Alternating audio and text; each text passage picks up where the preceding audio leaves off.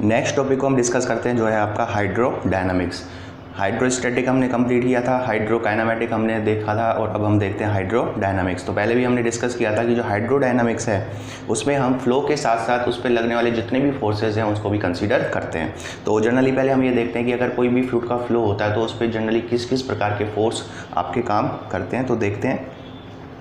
तो सबसे पहले ये है कि it deals with the motion of fluid and considering the forces. Generally the forces acting on the fluid element are. तो सबसे पहले हम ये देखते हैं कि अगर फ्लो होता है तो कौन कौन से फोर्स आपके काम करते हैं। तो सबसे इंपॉर्टेंट फोर्स होता है आपका प्रेशर फोर्स, उसके बाद आपका होता है ग्रेविटी फोर्स, फिर होता है विस्कस फोर्स, फिर होता है टर्बुलेंट फोर्स, फिर होता है आपका कंप्रेसिबल फोर्स। तो ये जितने भी फोर्स हैं वो किसी भी फ्लूइड एलिमेंट पे लगते हैं जब फ्लूइड आपका फ्लो करता है। तो एक एक करके अगर हम इनको नेगलेक्ट करते जाएँ तो इक्वेशंस आपकी बनती जाती हैं। तो जैसे सपोज हम बात करें रेनॉल्ड इक्वेशन ऑफ मोशन की, तो रेनॉल्ड इक्वेशन ऑफ मोशन कब बनती है? जब pressure force, gravity force, viscous force और टर्बुलेंस फोर्स को कंसीडर किया जाता है, लेकिन कंप्रेसिबल फोर्स को कंसीडर नहीं किया जाता। इसी प्रकार नेवियर-स्टोक्स इक्वेशन तब बनती है जब टर्बुलेंस फोर्स और कंप्रेसिबल फोर्स को हम नेगलेक्ट करते हैं, तीनों प्रकार के फोर्स लेते हैं। आयलर इक्वेशन में केवल आपका प्रेशर फोर्स और ग्रेविटी फोर्स को ही कंसीडर किया जाता है। और आपकी जो इंपॉर्टेंट इक्वेशन है बर्नौलीज इक्वेशन, वो भी आपकी आयलर इक्वेशन से ही डिराइव्ड हो जाती है। तो उसके बाद हम देखते हैं कि बर्नौलीज इक्वेशन। तो सबसे पहले हम बात करते हैं कि जो बर्नौलीज इक्वेशन है वो क्या होती है, और उसके बाद जो बर्नौलीज स्टेटमेंट है उसको हम देखते हैं। तो जो इंपॉर्टेंट पॉइंट ऑफ व्यू से हम देखा जाए तो सबसे पहले अजम्पशंस लिए जाते हैं बर्नौलीज इक्वेशन को ड्राइव करने के लिए। तो वो अजम्पशंस आपके कौन कौन से हो सकते हैं? तो सबसे पहला आपका अजम्पशन होता है फ्लो इज़ नॉन विस्कस, मतलब हम विस्कोसिटी को कंसीडर नहीं करते। दूसरा है फ्लो इज़ स्टडी, मतलब समय के साथ या टाइम के साथ जो प्रॉपर्टीज़ हैं उनमें चेंजेस नहीं आना चाहिए। और flow is incompressible, flow is incompressible का मतलब है कि डेंसिटी रिमेन्स कॉन्स्टेंट। एक सेक्शन पे और दो सेक्शन पे अगर डेंसिटी चेंज होती है तो हम इसको अप्लाई नहीं कर सकते। तो कई बार ऑब्जेक्टिव क्वेश्चंस आते हैं कि जो अजम्पशंस हैं बर्नौलीज इक्वेशन के वो क्या क्या हैं। फिर हम देखते हैं कि जो बर्नौलीज इक्वेशन है उसका डेरिवेशन होता है, वो अभी अपने काम की चीज़ नहीं है। डेरिवेशन में हम देखते हैं एक इंपॉर्टेंट क्वेश्चन बनता है। तो जैसे हम डेरिवेशन करते हैं तो ये इक्वेशन आपके पास निकल के आती है, dp upon rho g into D Z और v इंटू डी वी। ये आपकी होती है Euler equation of motion for steady flow. फिर बात होती है कि जो बर्नौलीज इक्वेशन है वो कहाँ से आती है। तो अगर हम इस आयलर इक्वेशन का इंटीग्रेशन कर दें तो हमें बर्नौलीज इक्वेशन प्राप्त होती है। Bernoulli's equation is derived by integrating the Euler equation. तो हमने इंटीग्रेशन किया, इंटीग्रेशन किया, इंटीग्रेशन किया और यहाँ पे इंटीग्रेशन किया। तो इसको जब हम करते हैं तो यहाँ पे एक इक्वेशन आपकी निकल के आती है इंटीग्रेशन के बाद, p upon rho g into Z v square upon 2 is equal to constant. ये जो इक्वेशन है ये एनर्जी पर यूनिट मास में है, लेकिन जनरली जो हम क्वेश्चंस करते हैं या जो बर्नौलीज इक्वेशन का जो स्टैंडर्ड फॉर्म है वो आपका energy per unit weight. Energy per unit weight की बात करें तो आपका p upon rho G plus v square upon 2g plus Z is equal to constant. ये आपकी होती है Bernoulli's equation, p upon rho G plus v square upon 2g plus Z. इसमें जितनी भी ये एनर्जीज़ हैं हम देखते हैं क्या क्या चीज़ें हैं। तो और ये आपका in terms of energy per unit weight, मतलब इनकी जो यूनिट होगी वो in terms of metre of liquid. तो ये हो गई आपकी बर्नौलीज इक्वेशन। फिर हम देखते हैं बर्नौलीज थ्योरम, मतलब ये इक्वेशंस कैसे आई हैं, स्टेटमेंट क्या है। बर्नौलीज इक्वेशन, बर्नौली ने कहा था in steady non viscous and incompressible flow along a streamline the sum of pressure energy, kinetic energy and potential energy is always constant. मतलब फ्लो के दौरान किसी भी सेक्शन पर ये जो तीनों एनर्जीज़ हैं, प्रेशर एनर्जी, काइनेटिक एनर्जी और पोटेंशियल एनर्जी, इन तीनों का सम हमेशा कांस्टेंट रहता है। ये एक दूसरे में कन्वर्ट हो सकते हैं लेकिन तीनों का सम हमेशा कांस्टेंट रहेगा। ये आपका बर्नौलीज स्टेटमेंट था।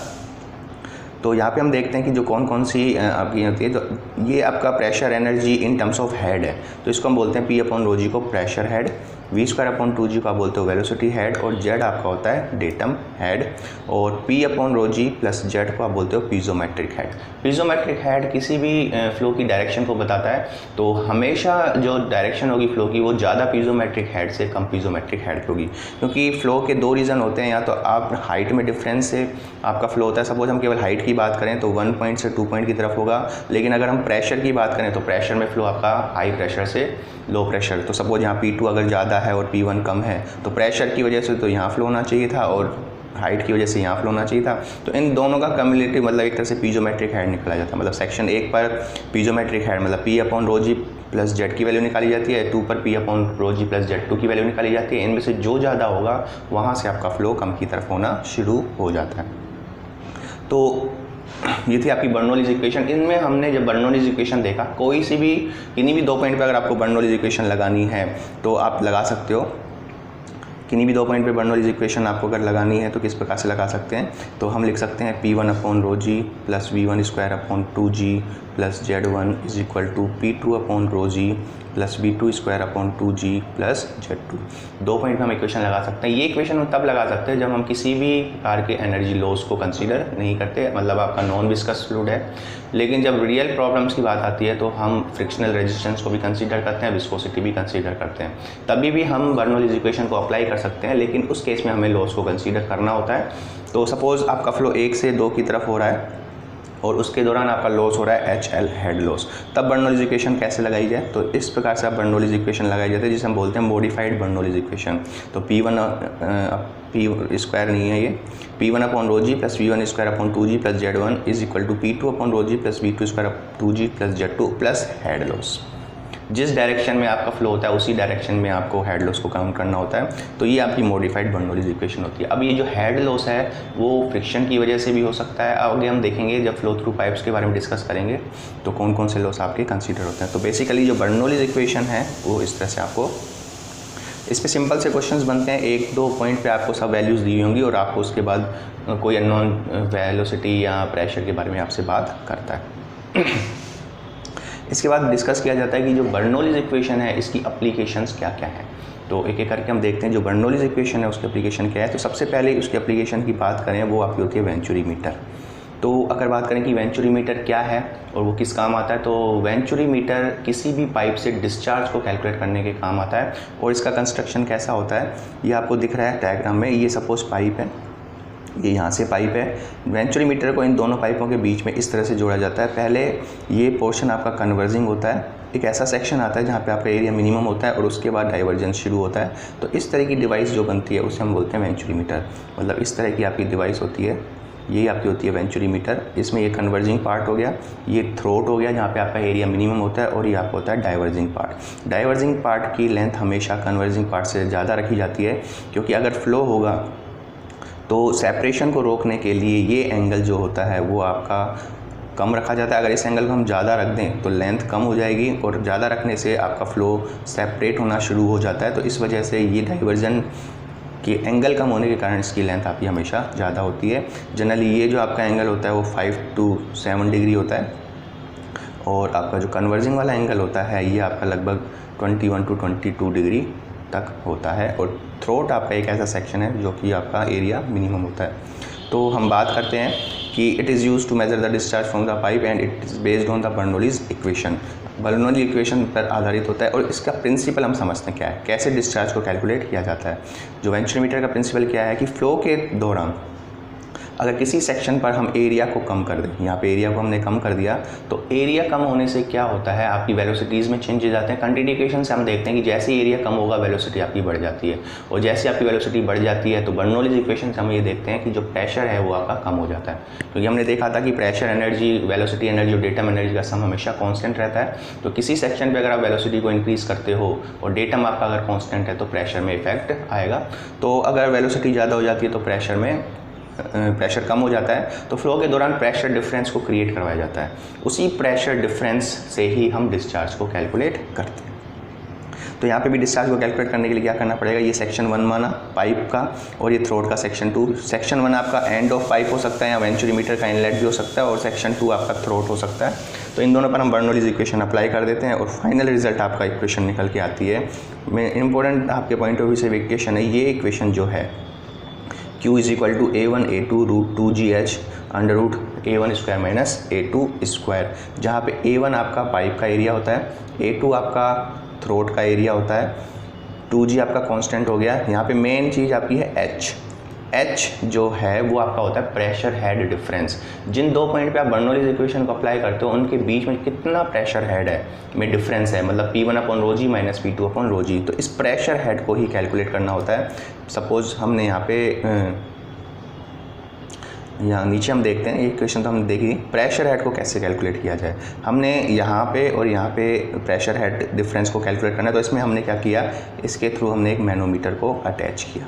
मैनोमीटर में हम पढ़ चुके हैं कि जो भी दो डिफरेंशियल मैनोमीटर है वो किन्हीं भी दो पॉइंट पे प्रेशर या प्रेशर हेड डिफरेंस को मेज़र करता है। तो यहाँ से हम प्रेशर हेड डिफरेंस एच की वैल्यू को कैलकुलेट करते हैं और वो एच की वैल्यू आपकी निकल के आती है ये।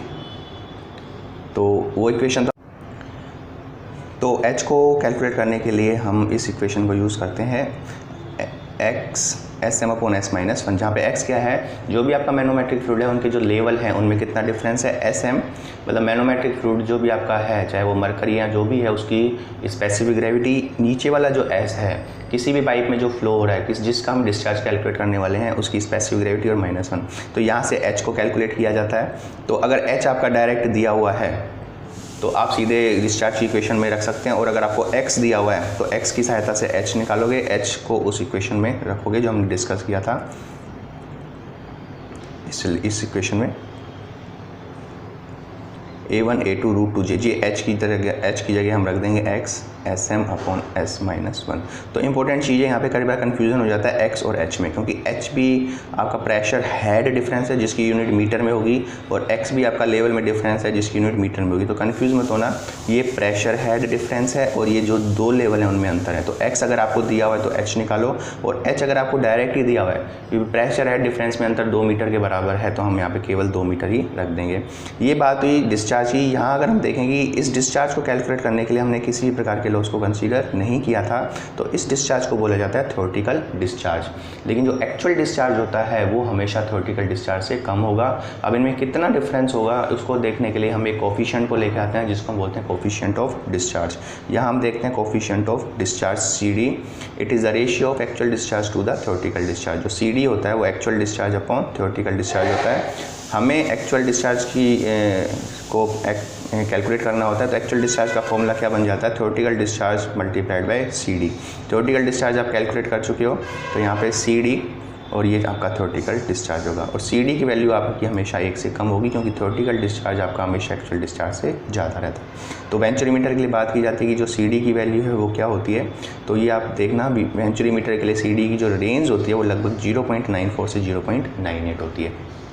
तो इस तरह से फॉर्मूला बेस्ड क्वेश्चन बनते हैं। Q बराबर डिस्चार्ज के लिए आपको सब चीज़ें पता होनी चाहिए, A1 A2 H pressure head या जो लेवल में अंतर है वो आपको पता होना चाहिए, उसके बाद हम कैलकुलेट कर सकते हैं।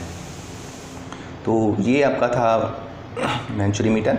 उसके बाद सेम प्रिंसिपल है, एक और डिवाइस होती है जिसको हम बोलते हैं ओरिफिस मीटर। ओरिफिस मीटर भी क्या होता है, किसी भी पाइप से डिस्चार्ज को कैलकुलेट करने के काम आता है, और इसका कंस्ट्रक्शन अगर देखें तो एक डिस्क की तरह होता है ये, जिसकी कुछ थिकनेस होती है और उसके बीच में एक कॉन्सेंट्रिक होल होता है, और इसको हम पाइप में इस प्रकार से लगाते हैं। तो यहाँ पे भी कंसेप्ट हो गया, फ्लो के दौरान हम एरिया को कम करते हैं, एरिया को कम करने से वेलोसिटीज़ में चेंजेस आते हैं, तो प्रेशर हेड डिफरेंस क्रिएट होता है, और उस प्रेशर में डिफरेंस की सहायता से हम डिस्चार्ज को कैलकुलेट करते हैं। तो यहाँ पे भी आपका फॉर्मूला जो वेंचुरीमीटर के लिए डिराइव्ड हुआ था वही होता है, लेकिन यहाँ पे एक चीज़ देखने की ज़रूरत है कि जो CD है, CD की वैल्यू इस केस में आपकी बहुत कम होती है, 0.64 से 0.68 की तरफ होती है। ऐसा क्यों होता है, क्योंकि यहाँ पे हमने फ्लो में अचानक से सडनली एरिया में चेंजेस किए थे, लेकिन जो वेंचुरीमीटर है उसमें आपने देखा था धीरे धीरे कन्वर्ज होता है, फिर थ्रोट आता है, फिर डाइवर्स होता है। तो इसका मतलब वहाँ पे आपके लॉसेस कम है as compared to orifice meter, इसलिए वो CD की वैल्यू जितना एक के पास में आती जाएगी लॉस उतने ही कम होते जाएंगे। तो अब बात ये आती है कि इसको यूज़ क्यों किया गया। तो जनरली ये थोड़ी चीप डिवाइस है, मतलब सस्ती पड़ती है, और कई बार जहाँ पे इतना ज़्यादा इंपॉर्टेंस नहीं होता डिस्चार्ज को कैलकुलेट करने के लिए, वहाँ पे हम ओरिफिस मीटर को यूज़ करते हैं। कंसेप्ट दोनों का वही है। फॉर्मूले की बात करें तो फॉर्मूला CD A1 A0, यहाँ पे A1 पाइप का एरिया है और A0 आपका इस ओरिफिस का एरिया, जो होल है कॉन्सेंट्रिक होल है उसका एरिया, जिसको हम बोलते हैं ओरिफिस डायमीटर। 2GH वही प्रेशर हेड डिफरेंस, और वही आपका सब कुछ सेम है, लेकिन यहाँ पे जो एरियाज़ हैं वो आपके पाइप के एरियाज़ और ओरिफिस एरियाज़ कंसीडर होते हैं, बाकी आपका सब कुछ वही रहता है। तो इस तरह से हम ओरिफिस मीटर से भी डिस्चार्ज को कैलकुलेट करते हैं। एक लास्ट आपकी डिवाइस होती है जिसको हम बोलते हैं पिटोट ट्यूब। अभी तक हमने देखा कि जो वेंचुरीमीटर है और जो ओरिफिस मीटर है वो डिस्चार्ज को कैलकुलेट करने के काम आती थी, लेकिन जो आपकी पिटोट ट्यूब है वो फ्लो की वेलोसिटीज़ को कैलकुलेट करने के काम आती है। कंस्ट्रक्शन देखते हैं। It is use to calculate the velocity of flow a open channel and pipe. तो इस तरह से पिटोट ट्यूब क्या होती है, एक 90 डिग्री एंगल पर ग्लास की ट्यूब होती है जो एक तरफ से आपकी खुली हुई होगी इस तरफ से, इसका दूसरा एंड आपका इस तरह से होगा फ्लो की अपोजिट डायरेक्शन में। अगर फ्लो की डायरेक्शन ये है तो यहाँ पे होगा। तो इसका कंसेप्ट क्या है कि फ़्लो के दौरान, ये जैसे फ्लो इस डायरेक्शन हुआ, तो फ्लो के दौरान किसी भी पॉइंट पे वेलोसिटी को जीरो करवाया जाता है। तो जैसे ही वेलोसिटी जीरो हो जाती है उस पॉइंट को हम बोलते हैं स्टैग्नेशन पॉइंट। और वहाँ पे जो वेलोसिटी जीरो होने से सारी की सारी जो काइनेटिक एनर्जी का हेड है वो आपका कन्वर्ट हो जाता है प्रेशर हेड में। तो प्रेशर ज़्यादा हो जाने की वजह से इसमें लिक्विड आपका राइज होना शुरू कर देता है और ये हाइट हम कैलकुलेट कर देते हैं। अब बात आती है वेलोसिटी को कैसे कैलकुलेट करें। तो वेलोसिटी कैलकुलेट करने के लिए आप इन्हीं पे दो पॉइंटों पे, एक पॉइंट आपका फ्लो का है, दूसरा आपका ये स्टैग्नेशन पॉइंट, इनमें बर्नौलीज़ इक्वेशन लगा देते हैं इस तरह से। और अब यहाँ पे P1 है, यहाँ पे H1 हाइट है, तो यहाँ पे P1/ρg की वैल्यू सीधी H1 के बराबर हो जाएगी। V1² V1 की वैल्यू हमें कैलकुलेट करनी है, Z1 और Z2 हम आपस में बराबर कर देते हैं।